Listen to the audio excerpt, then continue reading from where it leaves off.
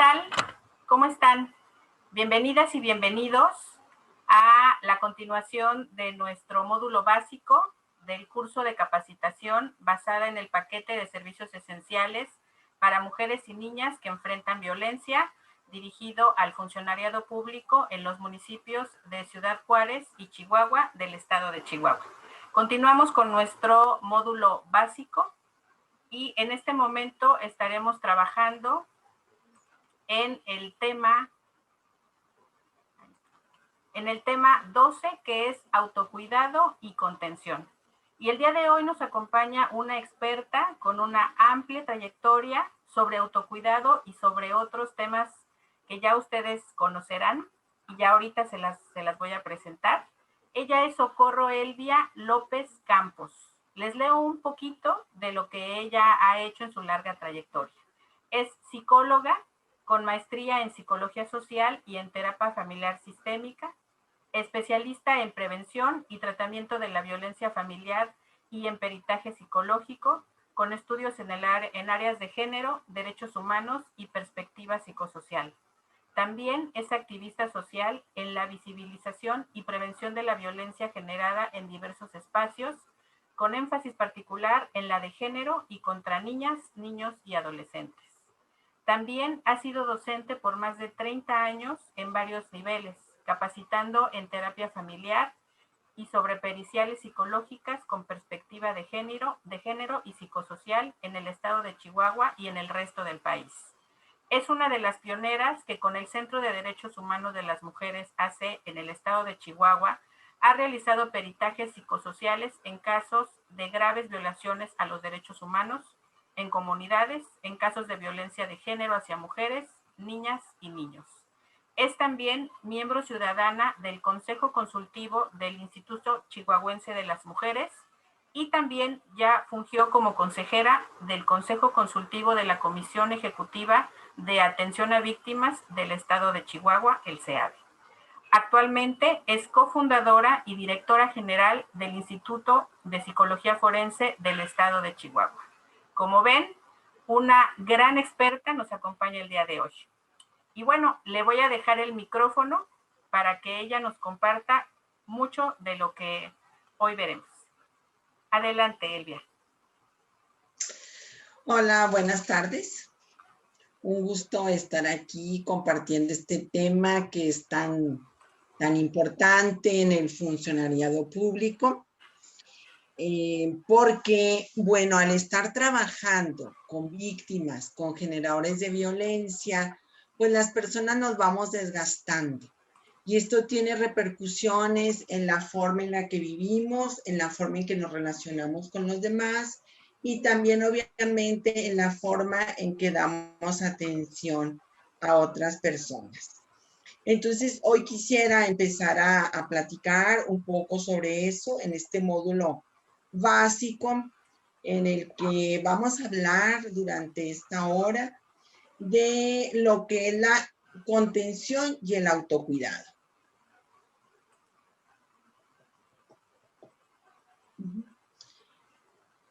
¿Qué pasa cuando nosotras trabajamos en contacto continuo con víctimas, con personas que están viviendo violencia de cualquier tipo? ¿Qué es lo que sucede? Pues nos vamos desgastando, definitivamente, porque la violencia sabemos que no es un fenómeno natural, normal en las comunidades. Es un fenómeno que se ha ido construyendo a lo largo de la historia y siempre nos está desgastando, nos está lastimando. Entonces nos desgasta dándonos un cansancio excesivo. Nos va haciendo que perdamos interés en el trabajo. Nos va haciendo que ya no tengamos ganas de levantarnos para ir a trabajar, para atender a las personas a las que acompañamos. Nos queremos alejar y entonces eso nos causa repercusiones en nuestra vida, en nuestra propia familia, en nuestra persona y también en la relación con las otras personas con las que trabajamos. Llámese usuarios, usuarias, pero también llámese compañeras y compañeros. Gracias, Elvia. Ay, perdón. Sí. Quisiera preguntarte aquí, ¿por qué hay algunas personas que se desgastan más que otras? Mira, esa pregunta es muy interesante, porque todas las personas, al estar en contacto con el sufrimiento de otras, pudiéramos desgastarnos. Sin embargo, vemos personas que transitan en su relación con víctimas durante muchos años y se conservan bien, íntegras y con salud mental y física. Sin embargo, hay personas que no viven de esta manera y a pesar de tener poco tiempo en el trabajo relacionado con violencia, se desgastan muchísimo. Esto tiene que ver en la forma en que nosotras percibimos el mundo. El mundo puede ser muy amenazante, ¿sí? O poco amenazante. Y si es muy amenazante, pues cómo lo abordamos. Y el abordaje va a depender mucho de las capacidades individuales, de las experiencias de vida, de los aprendizajes, de una serie de factores hasta físicos y biológicos que hacen que abordemos esa amenaza de una forma adecuada y positiva o acabemos casi en el intento de poder abordar. Lo que sí es seguro es que todas las personas vivimos muchas presiones. Tenemos presiones de origen externo que seguramente las compañeras y los compañeros que nos acompañan el día de hoy en sus trabajos, en su cotidianidad laboral, lo han vivido. Escuchar constantemente historias de violencia nos desgasta. Si estamos en una atención directa y vemos 6, 7 personas en el día que nos relatan asuntos de violaciones, de violencia de género o son familiares de personas que murieron en feminicidio, son historias de violencia que son como golpes, se nos van quedando, se nos van pegando. Y entonces, la última de las historias que escuchamos durante el día está pegada a la primera historia y nos la llevamos a la casa.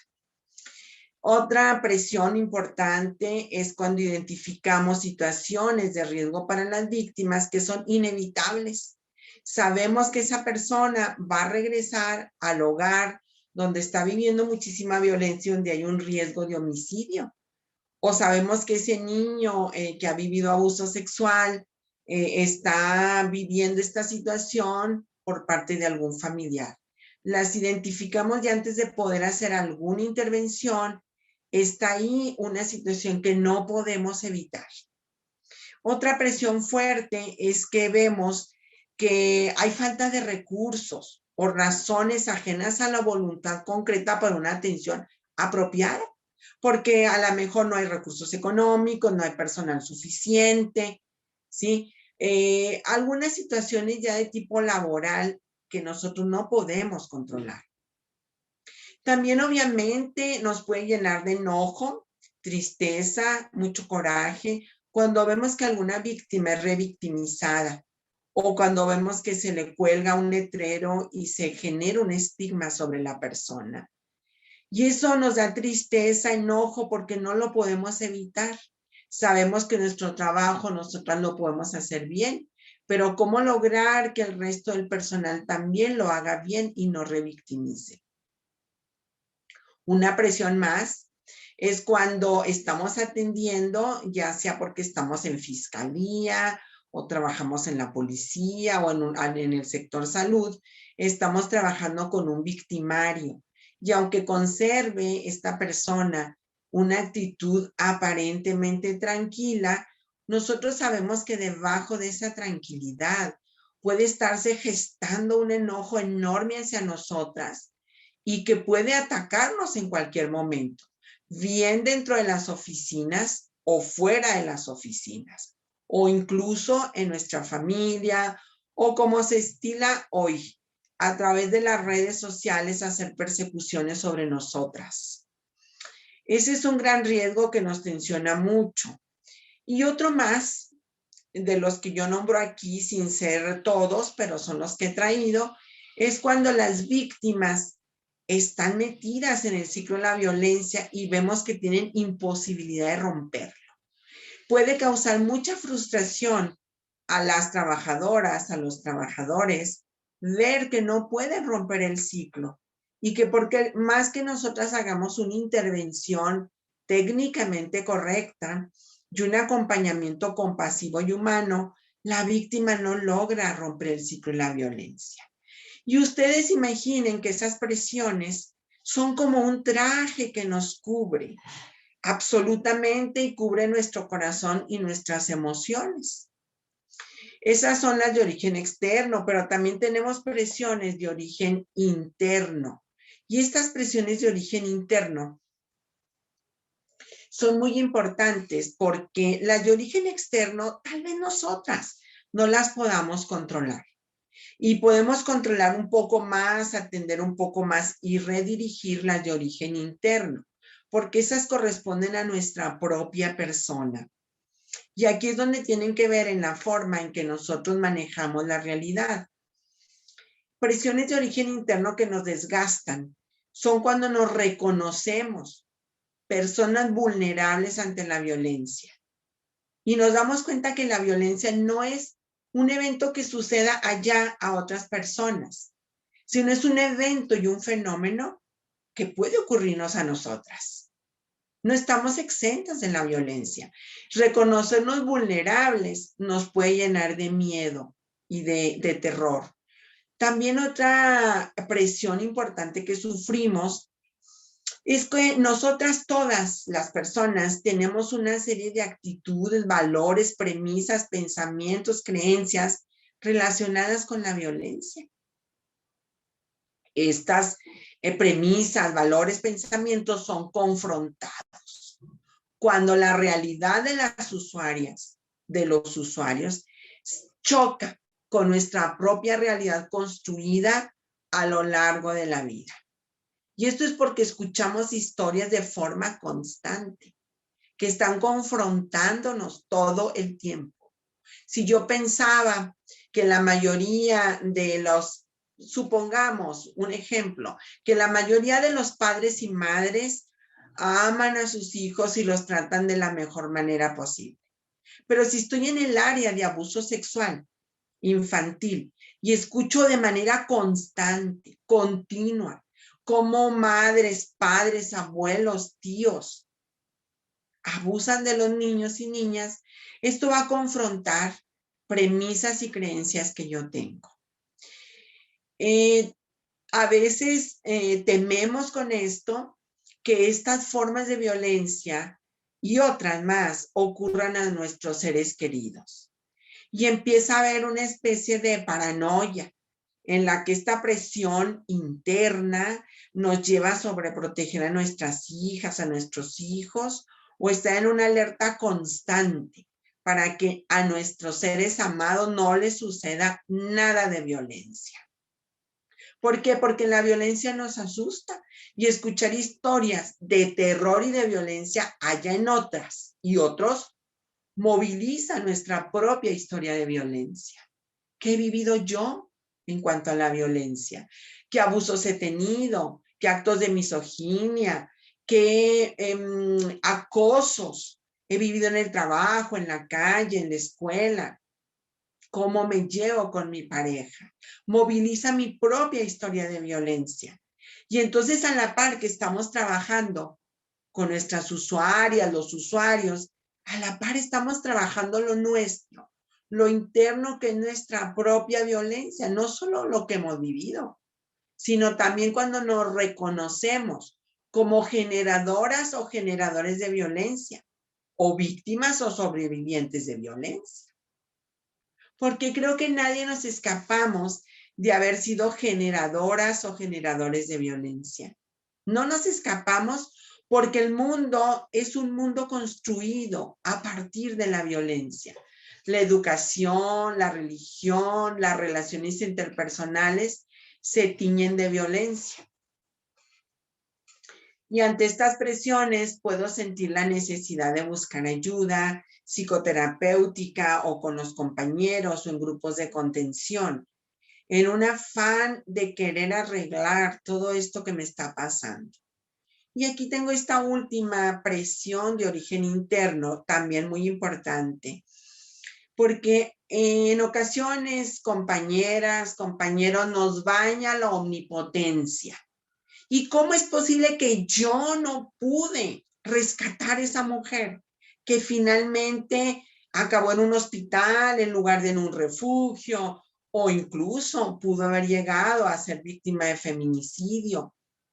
Culpa e impotencia ante situaciones que humanamente no podíamos haber nosotros evitado. Pero si se devuelve hacia nosotros, nosotras, y pensamos, no hice lo suficiente. Entonces redoblamos esfuerzos ante esta presión. Queremos hacer aún mucho más, a una costa de nuestra propia salud física, de nuestra salud mental o de las relaciones que tenemos en nuestra familia. Gracias, Socorro. ¿Y qué sucede si estas tensiones de las que nos estás hablando se mantienen por mucho tiempo? Bien, pueden mantenerse por mucho tiempo. Lo ideal es que no, pero si se mantienen por mucho tiempo y nosotras tenemos habilidades suficientes de manejar el estrés que eso nos produce, pues podemos sobrevivir bien y hacer un trabajo eficiente, profesional, técnicamente correcto y no llevarnos demasiado desgaste a nuestra familia, a nuestra propia persona. Pero si la persona no tiene los recursos, pues se va a desgastar rápidamente.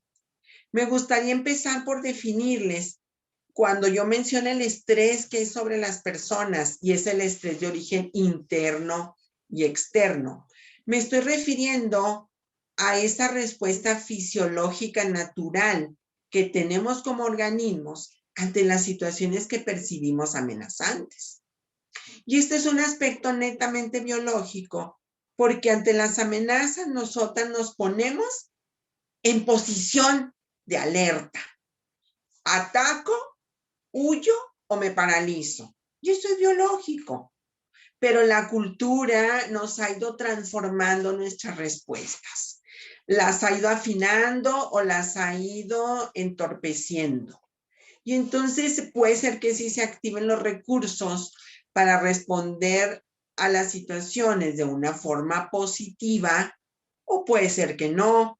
Cuando no respondemos de forma positiva, cuando lo que sucede, estas presiones estresantes, exceden las capacidades que como personas poseemos, ¿sí? Entonces se generan respuestas que son nocivas y en lugar de ayudarnos, nos van a afectar y nos van a robar el bienestar y la calma, ¿sí? Entonces, a tu pregunta que me haces, Miriam, ¿por qué unas personas responden de esta manera que no desgasta y estas otras sí?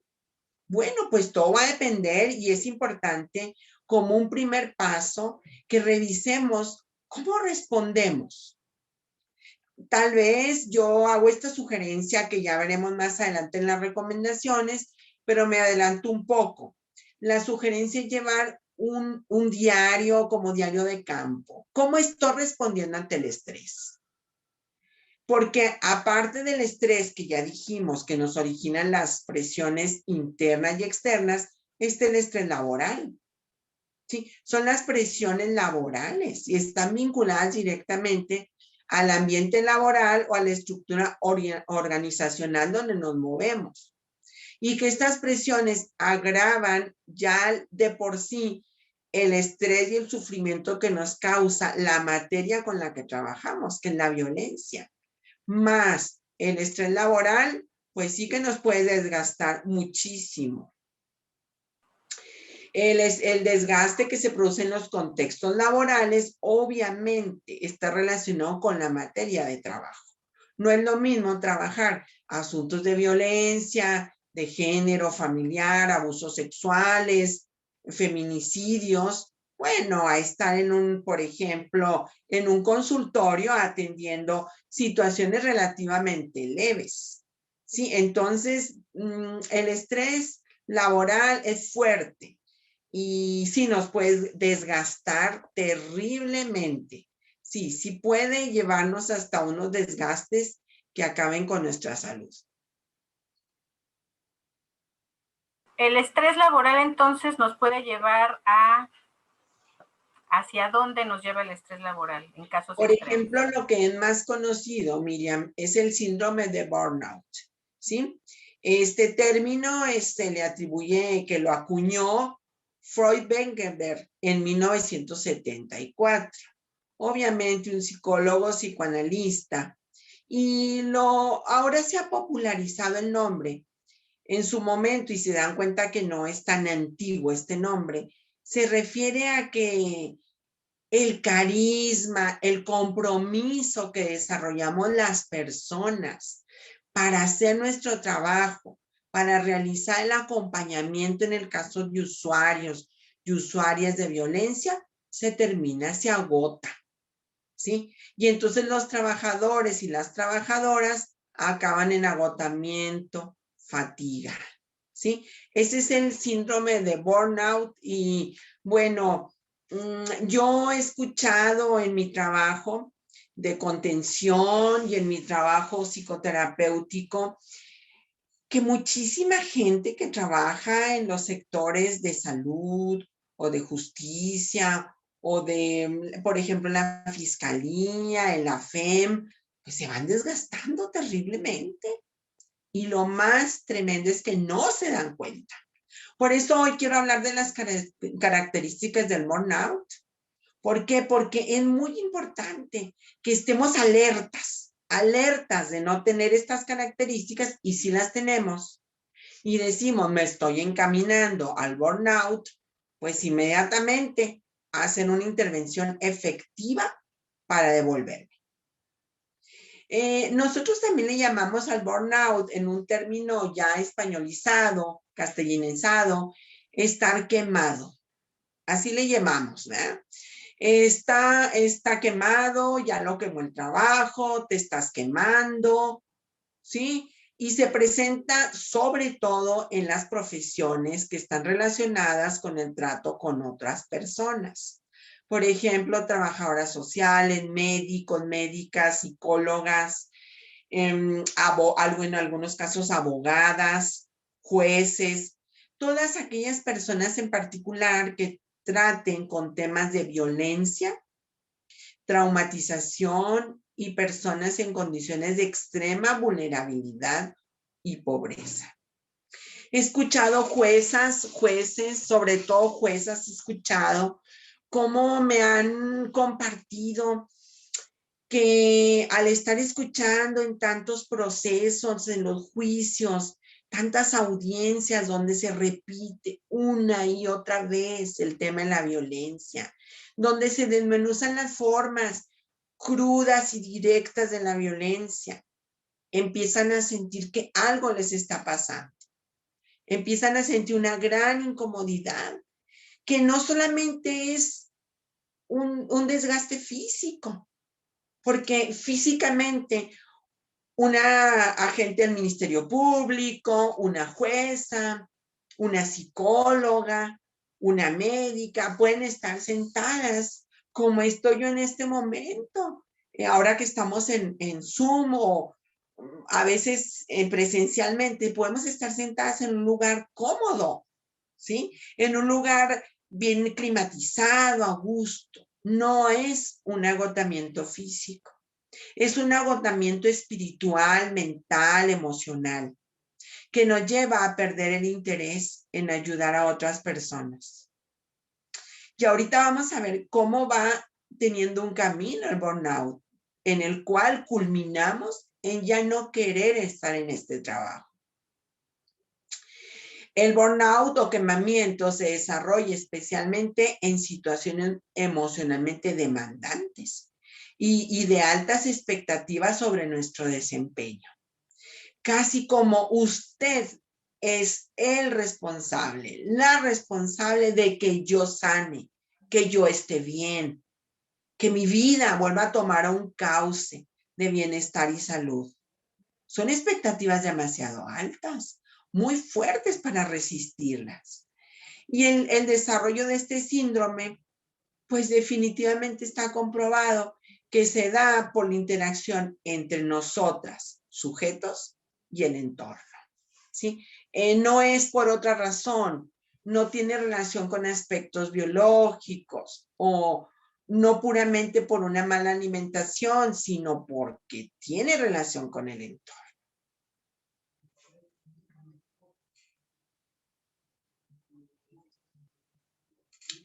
¿Y cuál es el camino del burnout? Y mucha atención, y yo les pediría que en este momento cada una de las personas que está atenta a esta clase ponga atención a su propia persona. ¿Para qué? Pues para que vaya viendo estas tres dimensiones y cómo la toca. La primera dimensión es que hay un agotamiento físico y emocional. La persona se siente cansada, con una carga excesiva por el trabajo y siente que no puede responder físicamente, cognitiva ni emocionalmente a las demandas del trabajo. Llega después de vacaciones y es como si no hubiera tenido vacaciones. Quiere más descanso. Llega en las mañanas a las 8, 9 de la mañana al trabajo y ya está cansada, añorando que sean las 4 de la tarde. Sí, está cansada. La mente empieza a ponerse en blanco. Hay síntomas cognitivos, da flojera pensar. Emocionalmente, no quisiera que nadie se le acercara. Hay irritabilidad, la energía se va, ya no hay mucho interés en el trabajo. O la segunda dimensión, y muy peligrosa, es la despersonalización. ¿Sí? ¿Qué es eso de despersonalización? Si yo estoy aquí, yo sé quién soy, sé mi nombre, mis características, estoy integrada en el aquí y en el ahora, en mi sentir, en mi ser, porque estoy bien, estoy sana mentalmente, cognitivamente. En esta segunda dimensión hay una despersonalización porque la persona desarrolla síntomas negativos hacia el entorno, hacia lo que está viviendo, como una separación. Yo estoy aquí sentada en esta silla y otra parte de mí es la que atiende a esta persona, ¿sí? Con irritación, con falta de empatía, la revictimizo, la maltrato, soy indiferente. En realidad no me importa lo que le está pasando. Y yo acá estoy protegida en mi persona, no me involucro. Esta es una dimensión importante y es una dimensión peligrosa, porque así como nos despersonalizamos en el trabajo, nos despersonalizamos en el hogar. Estamos desintegradas las personas. Y la tercera dimensión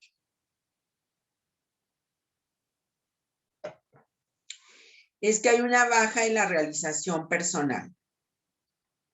La persona siente cuando ya está quemada o en el burnout que su trabajo no se está realizando bien, su evaluación es muy negativa, piensa que no ha hecho nada, está siempre insatisfecha, hay una desvalorización de su trabajo, pero se extiende a otros aspectos de la vida, como puede ser la familia, las relaciones sociales. ¿Por qué? Porque empieza a haber un aislamiento.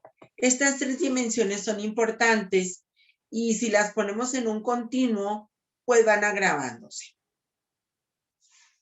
Me gustaría, Miriam, hablar de las fases del burnout. Y mucha atención, chéquense ustedes en qué están.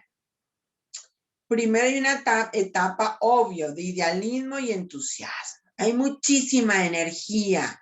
Queremos trabajar mucho y no nos importa quedarnos a horas extras, tomar muchas responsabilidades. Sin embargo, trabajando en asuntos de violencia, siempre hay frustración y viene la desilusión. En realidad no estoy salvando el mundo. Y paso a la siguiente etapa, que es la etapa del estancamiento. Entonces ahora sí me empiezo a enfrentar con la realidad. Sí, o sea, me di cuenta pues que yo puedo hacer ciertas cosas y otras no, ¿sí? y en esta fase ya empiezo a disminuir, si ya me empiezo a quemar mis actividades laborales, porque en la primera me sobrecargué, en la segunda empiezo a bajar la cantidad de la actividad laboral, pero también el entusiasmo, el idealismo, ¿sí? Aquí se reconoce que se tendrían que hacer cambios en la vida y en las actividades profesionales. Vamos con estas dos y luego nos pasamos a una tercera, que es una etapa ya de apatía. Si ya no solamente entendí que no puedo con tanto y que no voy a resolver el mundo, ya me desilusioné, ya le bajé a la actividad laboral, ¿sí? Aquí ya me paralizo. Sí, en esta etapa empiezo ya a desarrollar una gran apatía y desinterés hacia el trabajo.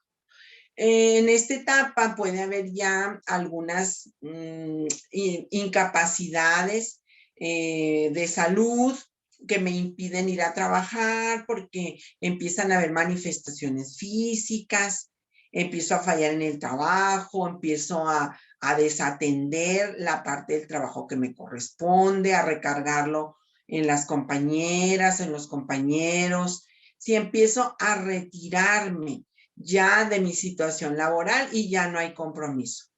Y paso rápidamente a la etapa cuarta, que es de distanciamiento. Aquí ya francamente está el burnout. Hay una sensación de vacío emocional, ¿sí? Hay una frustración enorme por el ámbito laboral, ¿sí? Ya no valoro el trabajo ni valoro lo que yo estoy haciendo. Ya lo que quiero es no estar ahí. Y sin embargo, hay otra parte mía que todavía me hace permanecer en ese trabajo porque lo necesito, porque en el fondo todavía me gusta, porque puedo haber reconocido que hay cosas interesantes en este trabajo, pero ya no me involucro. Ya no. Ya puedo en esta etapa estar incapacitada ya por meses, por las depresiones, por las afectaciones físicas, o puedo haber sido ya despedida en esta última etapa. Fíjense cómo vamos pasando de una etapa a otra.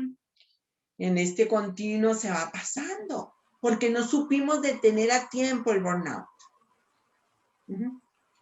Y Socorro, ¿cómo se manifiesta? ¿Cómo se va observando? Ya nos esté dando algunas pistas ahorita mientras ibas haciendo el recorrido por las diferentes etapas, pero ¿cómo se da esta manifestación? ¿Cómo lo podemos observar? Mira qué pregunta tan interesante me haces, Miriam, y muy importante, porque por eso yo sugerí hace un momento que hay que llevar una especie de bitácora, de diario, donde nosotros podamos ir constatando si seguimos con salud mental o no. Porque esto se va notando. Las manifestaciones son muy variadas, entonces voy a mencionar algunas. Unas personas tienen unas, otras y otras las tienen todas. ¿Sí? Va a haber manifestaciones de tipo psicosomático. Hay sentimientos de agotamiento, la persona siempre está cansada, siente que no hace nada, hay fracaso, impotencia, baja tolerancia en la frustración, se enoja por cualquier cosa, un compañero, una compañera no le da el expediente y ya se está molestando, hay comportamientos agresivos. También hay algunas manifestaciones físicas, entonces pensemos en todos los sistemas de nuestro cuerpo, todos. Baja el sistema inmunológico, entonces nos entra la psoriasis, las dermatitis, cualquier manifestación de nuestra piel, ¿sí? Empiezan las migrañas, los dolores de cabeza, el sistema gastrointestinal, se manifiesta con colitis, gastritis, se nos inflaman, se nos inflaman diferentes partes de este sistema. Obviamente la libido se va de vacaciones, ya no hay ningún deseo sexual, hipertensión, hay insomnio o queremos estar siempre dormidos y empezamos pues que me duele la mano, me duele el dedo, me duele el pie, que todo avisa que puede empezar una artritis. También hay manifestaciones conductuales, empezar a tomar más, voy a tomarme una cervecita o 2 o 3 para relajarme. Pero ya no fue suficiente, entonces voy a fumar un poco de marihuana, ¿sí? O me excedo en el trabajo con el café, toda la jarra del café me la tomo sola, fumo demasiado. Y obviamente, y muy triste, es que hay conductas violentas. Puede haber violencia dentro de la familia y hay malos hábitos alimenticios y ausencia de ejercicio. Manifestaciones emocionales, hay aislamiento, aburrimiento, ya no hay reuniones sociales, hay una actitud negativa y crítica, irritabilidad y lo más tremendo, compañeras y compañeros, la depresión. Es uno de los síntomas del burnout, la depresión. Este sentimiento, esta sensación, el trastorno del estado de ánimo, donde estoy triste y me quiero morir. Y el clima laboral, en cuanto al clima laboral, las manifestaciones del burnout es que empieza a haber mala comunicación y conflicto en los equipos de trabajo. Ya la gente no se lleva bien. ¿Sí? Gracias, Socorro. Con todo este panorama, pues, ¿qué podemos hacer? ¿Cuáles serían las alternativas? Claro, ahorita todo lo que yo hablé se oye muy, muy tremendo, muy descorazonador, sin esperanza, porque el asunto es que la violencia no cesa y siempre vamos a tener mucho trabajo, pero nuestra responsabilidad es el autocuidado. Si yo elegí estar en este tipo de actividad, mi obligación es cuidarme y ese es el autocuidado. Una serie de estrategias que nos permiten afrontar de una manera eficiente las amenazas del mundo, las presiones que he mencionado en un principio, tanto internas como externas. Podemos prevenir y propiciar el bienestar en los profesionales. Son prácticas, Miriam, que incluyen crecimiento en las diferentes esferas en las que nos desarrollamos las personas: física, estética, intelectual, espiritual, de trascendencia. Son diferentes áreas que nosotros podemos estar cuidando para poder tener una vida saludable con bienestar. ¿Nos podrías dar algunos ejemplos de Claro, prácticas? claro. Mira, hay diferentes prácticas. Voy a mencionar algunas. Sí quiero aquí hacer una aclaración. El autocuidado es nuestra obligación como funcionarias y funcionarios públicos, pero también las instituciones tienen la obligación de proporcionarnos los medios del autocuidado, lo que correspondería a lo que la institución puede hacer, como pudieran ser los grupos de reflexión, de contención, o los grupos en algunas instituciones se acostumbra a la meditación o el tai chi, ¿sí? Entonces, hay prácticas que corresponden a las instituciones y prácticas que corresponden a los funcionarios y funcionarias. Lo primero, definitivamente, es que las personas tenemos que hacernos conscientes, pues, de lo que nos está pasando, ¿sí? Yo tengo que hacerme consciente a través de mi observación, autoobservación de mi desgaste, y tengo que parar, decir, no voy a seguir así, porque esto va a acabar con mi vida, pero aparte, no estoy dando un buen servicio y tengo que dar un buen servicio. Entonces, lo primero es tomar conciencia del desgaste y empezar a llevar ciertas prácticas. La estrategia de autocuidado no es solamente para atender y el quemamiento, sino para prevenirlo, que es mucho mejor prevenir que atender, ¿verdad? Es mejor prevenir.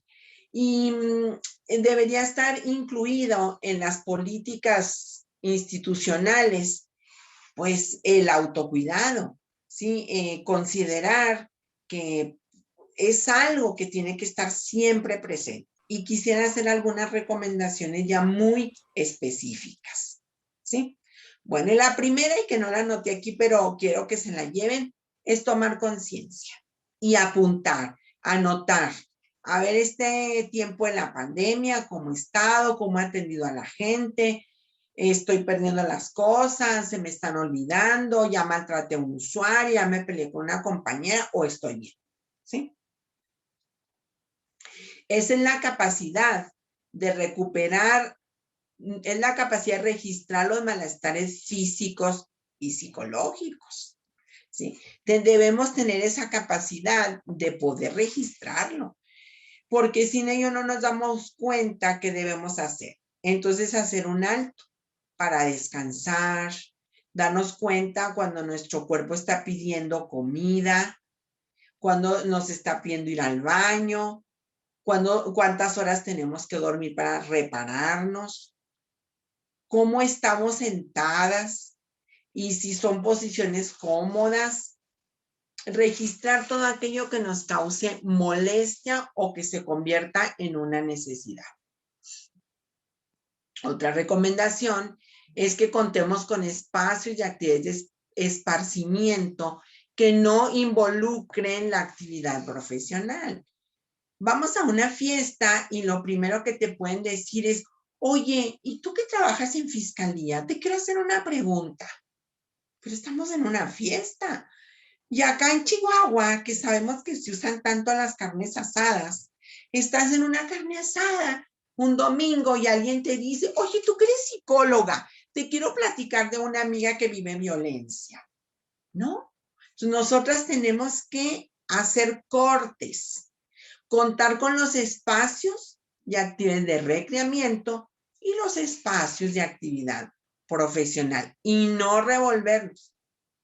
Incluso en nuestro tiempo de esparcimiento, procurar leer, ver televisión, series que no tengan relación con nuestro trabajo, ¿sí? Que tengan relación con otras cosas diferentes a nuestras actividades profesionales. Una recomendación muy importante es no tener una vida sedentaria, sino realizar algún tipo de actividad física. Nuestro cuerpo tiene que manifestarse como un ente vivo, que se mueve, que respira, que salta, que brinca, que corre, ¿sí? Así podemos hacernos, por una parte, conscientes de nuestro cuerpo, tomar conciencia del cuerpo y recapacitar sobre lo que le pasa a nuestro cuerpo. ¿Cuántas veces, ay, nos vamos levantando con mucho dolor? A ver, un momento, ¿qué le está pasando a tu cuerpo? ¿Sí? Puede ser que lo hayas hecho tan sedentario que ya no pueda moverse. O puede ser que traigas cargas tan pesadas del trabajo que tu cuerpo ya lo que quiere es descansar, ¿sí? Entonces, la actividad física puede ser muy variada. No se trata de hacernos atletas, pero sí, pues sí, salir a caminar al parque una hora, tener una caminadora, unas pesitas, correr un poco, sacar a pasear el perro y mejor todavía, si nos queremos meter a una clase de yoga cada tercer día o ahora tenemos una variedad infinita en el internet. En YouTube encontramos muchísimas cosas. Si quiero hacer yoga, si quiero hacer tai chi, si quiero hacer bicicleta, si quiero bailar, pero el caso es que hay que mover el cuerpo porque cuando movemos el cuerpo hay un impacto emocional. En nuestro cerebro se disparan aquellos neurotransmisores responsables del placer y entonces nos sentimos contentas, plenas de energía. Y por eso es muy importante tener alguna actividad física, no ser tan sedentarias. Obviamente, y esto es muy repetido ya, procurar una alimentación balanceada. Traten de comer lo menos posible carne roja. Yo sé que aquí en verano acostumbramos muchísimo las carnes asadas. Y sí, son deliciosas, pero procuremos combinar nuestras carnitas asadas pues con las verduras, con los nopales, no comer demasiado para que no nos suba el colesterol, llevar dietas equilibradas. De nuevo, podemos visitar una nutrióloga o podemos sacar algunas ideas en el internet. ¿Sí? ¿Por qué? Porque si no tenemos dietas equilibradas, nuestro cuerpo enferma. Enfermo el cuerpo, malas presiones del trabajo, ¿sí? Y una imposibilidad de registrar y resolver, acaban matándonos de un infarto. Sabemos que el cortisol, que es la hormona del estrés, se derrama y circula en nuestro cuerpo con tantas presiones. Vamos a darle una ayudadita con una dieta equilibrada, que si ya está el cortisol, bueno, cuando menos no vamos a perjudicarlo más, sino ayudemos a nuestro cuerpo comiendo bien. Y hay que descansar y cuidar el sueño, ¿sí? Tratar de cenar temprano, acostarnos a una hora conveniente, no demasiado tarde, no estimular nuestro cerebro con el celular, con el aparato celular o con la televisión. Yo siempre les recomiendo a las personas con las que trabajo contención que no tengan televisor en su recámara. Para eso pónganlo en otra parte de la casa y para que puedan dormir a gusto. Porque ¿saben qué pasa? Durante el sueño nos reparamos. Hagan de cuenta que somos el teléfono que enchufamos para que se cargue energía. En el sueño nos reparamos. Y a través de los sueños vamos tirando toda la basura que agarramos durante el día. Sí, pero si dormimos mal, tenemos insomnio, o dejamos la ventana abierta y hay un foco allá afuera, o hay mucho ruido, o estoy muy estimulada, no duermo bien. Entre 7 y 9 horas es lo ideal para las personas adultas.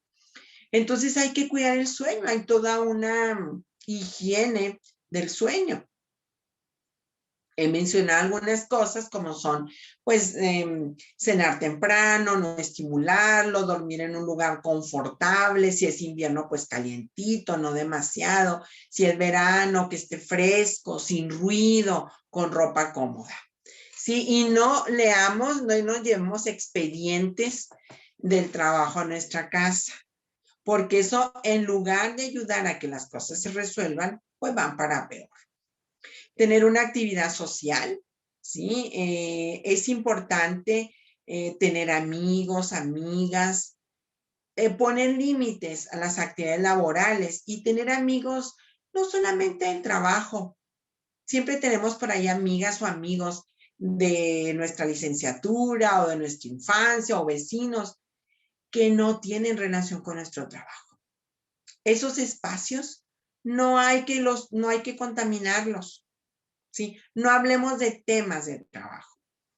Y obvio, continuar con la formación y actualización profesional, porque entre más sabemos, mejor hacemos las cosas, pues estamos un poco más convencidas que lo hacemos bien.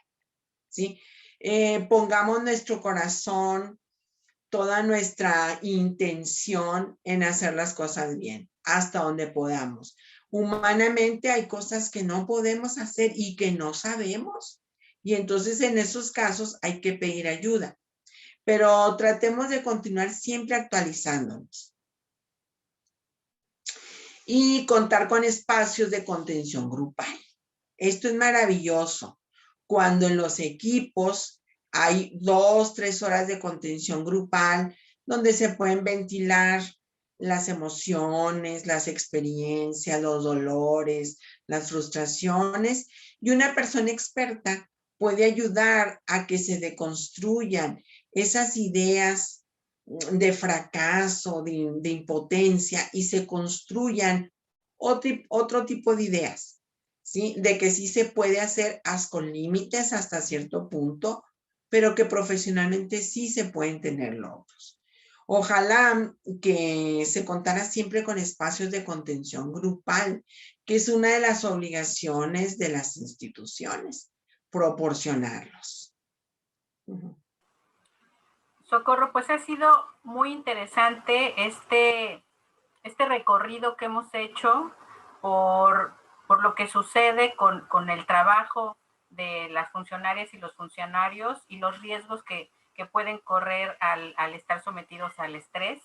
Pero creo que la luz que nos da sobre recomendaciones, sobre prácticas para el autocuidado, para la prevención inclusive de sentirnos al límite, de sentirnos quemadas, quemados, creo que nos deja como un panorama más alentador de qué podemos hacer, porque ha sido pues muy sencillo con recomendaciones que podemos ir ajustando, que podemos ir incorporando en nuestra vida.